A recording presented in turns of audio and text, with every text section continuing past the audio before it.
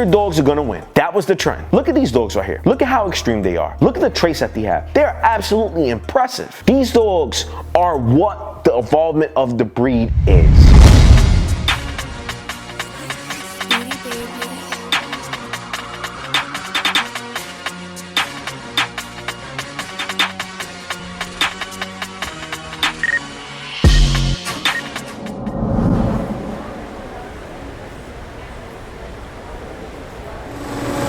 Dave, I have a question for you. Yes, sir.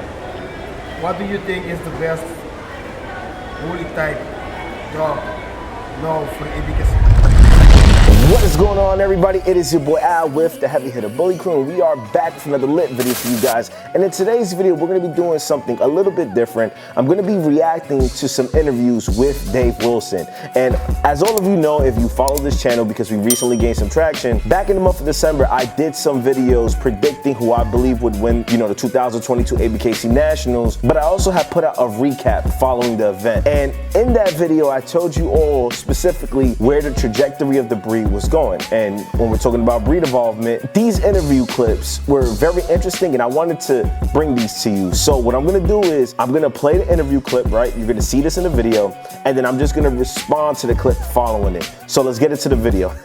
Dave Wilson, and we're gonna do a few little bit interview.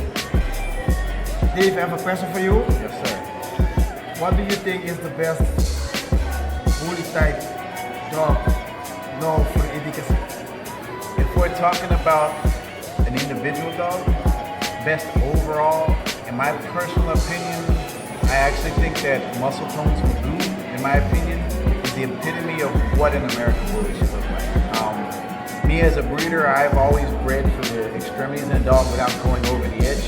And when you take a dog like Magoo, it's a dog that's carrying as much bone and mass as you could possibly put on a dog, but without going over the edge of the dog falling apart. You're still dealing with a functional dog that can move, that can breathe, that has everything an American Bully should have. So if you're picking a dog like that, I would have to say that he is one of the top dogs that I've ever seen, in my opinion, for an overall representation of American Bully breed. And one of the few dogs that I personally would want to breed to on more than one just breeding.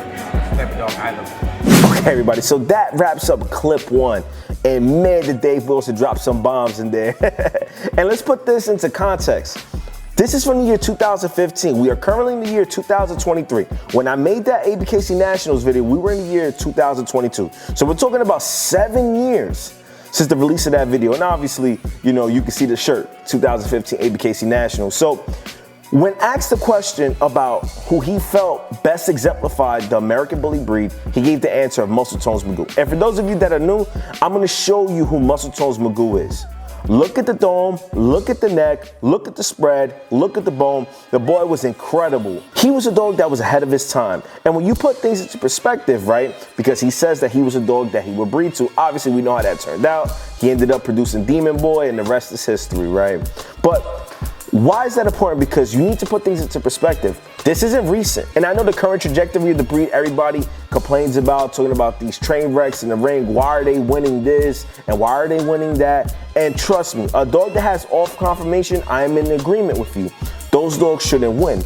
But it was clearly stated in this interview back in 2015 what the state of the American Bully was and what they wanted the American Bully breed to be. So, I mean, we can't just be surprised at what it is. This is what they've always wanted. So that wraps up clip one. Let's get into the second clip. So now in the game, we have many judges who don't know that. What we have to do to let the judge pick dogs like that. What has to happen is the problem in our bully world is that we've gone through many stages along the way, and we were at a stage where we were very technical on the dogs, and we were going really strict against flaws and everything, against the dog. But the problem is that a lot of the breeders bred away from the heavier built dogs because it was easier to produce a flaw-free dog by removing the added mass in a dog. But the problem with that is that they've bred away from breed type by doing that. So you're actually breeding dogs that don't represent the look of this breed. It's an easy route and an easy way out. And what a lot of people don't understand about our breed is we created our breed by breeding for the extremities without going over the edge. It's just a very delicate thing, and there's not many breeders in this world that can actually produce a dog that has as much bone, head, mass that you can put on a frame and still be flaw-free and still not jump over the edge. So it's a difficult thing to where we're in a side of the world where a lot of the dogs not carrying the flaws tend to also be dogs that aren't quite the breed type. So it's not really a judge issue, it's a breeder issue, because you need more breeders that can produce these dogs that carry all of those traits but still be flaw-free. So okay, everybody, so that wraps up clip number 2 from the interview with Dave Wilson. And obviously, there goes all of our answers right there. If you view this channel, you've heard me voice my opinion multiple times on how Ghost was evaluated in the ring. And when we're talking about the completeness of the dog, right? We're talking about bone, breed type, we're talking about conformation. And I've always felt that the dogs that should win in champion class are the dogs that are the most complete dogs, which means that they have good breed type or great breed type and great conformation.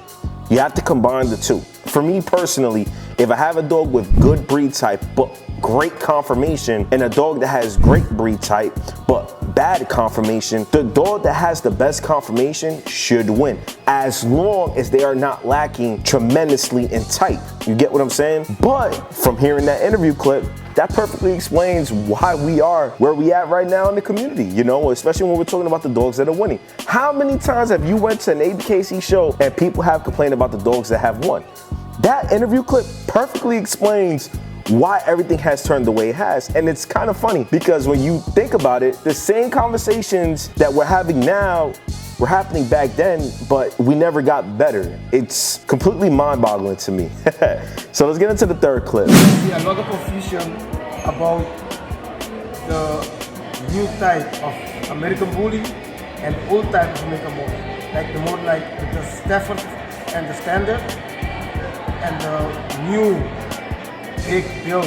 well, here's the dilemma, is that the old style American Bully were the building blocks. Those were the dogs we were using to get to where we wanted to go. They weren't the finished product. Yeah. The other side of the story is there's a new side of things that aren't really an American Bully, that they've bred in all these other bulldogs and things, and they've gone over the edge into something that's sloppy and that's not really there. So it's a very rare thing nowadays that you're seeing the perfect balance of what a true American Bully is. And that's why I use Magoo in my reference, because if you look at a dog like Magoo, even though we can pick all dogs apart for flaws, if you look at a dog like Magoo, we're looking at a dog that is carrying as much mass and bone as possible, but yet he hasn't fallen over the edge. Yes. You know, he's a perfect example of pushing the extremities, but still keeping a functional dog. So the good example from the new type of American Bully, with your own words, is a type of dog like Magoo. Magoo to me represents what my personal vision is in American Bully. Again, I would tweak many things about many dogs, but that's one dog that you could put out and say, this is a cookie cutter dog right here. This is, if you base yourself off of this type of a dog, you are breeding for what the true American Bully should be. All right, everybody, so that wraps up clip 3, and that actually wrapped up the entirety of that interview from 2015 with Dave Wilson. And I wish I could say I was surprised. I mean, just being in the community as short of a time as I've been and having my own experiences in the show ring, everything that I've noticed after seeing this interview is just spot on, and I have all of the answers to why we are the way we are now. Now, when you hear one of the originators talk about the breed and say that Magoo was the perfect example of what they envisioned for the American Bully, I mean, this is what they've wanted. This is what Dave Wilson wanted. And it perfectly answers all of our questions. I mean, there is no contemplating it now. There is none of that. This is what it is. You heard the person interviewing him, talking about the breed standard, the new bully and the old bully. And you specifically hear Dave Wilson addressing it and specifically say that the older dogs were foundational pieces to get them to where they wanted to be, period. So that wraps up that interview. And what I'm gonna be doing is I'm gonna be pulling up an interview from 2022 when my man's Rob from Cinema Bullies interviewed Dave Wilson. So let's get into that. All right, everyone. So I know I said I was going to get into the interview clips with Rob from Cinema Bullies, but unfortunately, when I was editing the original video, the time duration ended up reaching like almost 18 to 19 minutes. And in today's world, where attention span is key and getting into the algorithm is key, I wanted to actually break this video up into 2 parts. So this is going to be the ending of part 1. And in the next video, we're gonna be picking up right back up with that interview with Cinema Bullies and Dave Wilson. So with that being said, please don't forget to like, comment, and sub to the channel. Check off the bell notification icon to become part of the family. And with that being said, we'll see you next week. And let's see what else Dave Wilson had to say. Did he remain consistent or didn't he? Stay tuned until next week to find out. Have a blessed day.